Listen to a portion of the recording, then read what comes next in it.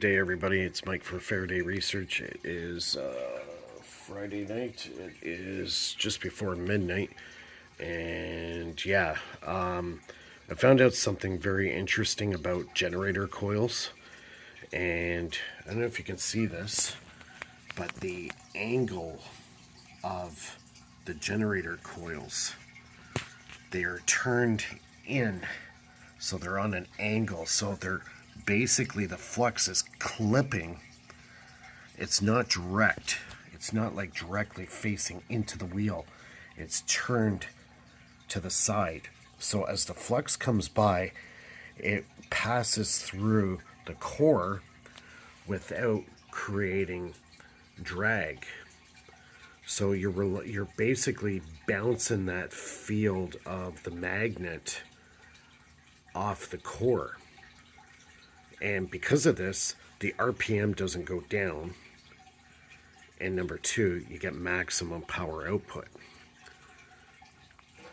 So, yeah, it really increased. I was averaging, before I did this, I was averaging about 12.5 volts output on my voltmeter. That's just on the recharge. That's just the pickup coil, so it has nothing to do with the drive. But with just the pickup coils, I was averaging about 12.5 volts. Now I did this change, I'm hitting almost 16 volts. So I've gained over, well, 5 volts of power. So yeah, it's definitely helped. So as you can see, I've done the coil at the back, I've turned it way in. I've turned this coil, I turned it way in, so it's on an angle. So it's not facing directly at it, it's twisted sideways. And basically the flux coming off that magnet is creating a huge amount of fluctuation on the core. And when you induce a field on the core and you're able to flip it, almost kind of like an elastic type of effect, it gives you more power. So as a result, I'm getting 5 volts more than I was before I did this.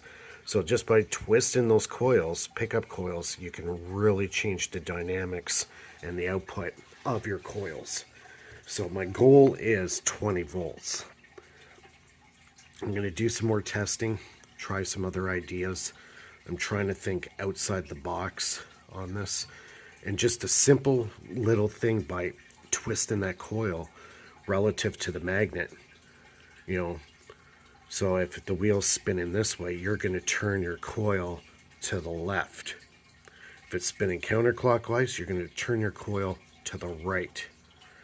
And this will actually increase your power output of your coils. Because if you have it indirect, from what I can understand, is that magnet passing by is creating the lens effect and attracting to the coil, or to the core. You don't want that. You want to minimize that. You want to be able to bounce that flux off the core, not get pulled in by the core, if that makes any sense whatsoever. It makes perfect sense to me, and that's why my RPM stays up now, where before it was getting pulled back by, obviously, the cogging of the wheel relative to the core of your coils. So yeah, this is definitely a big win.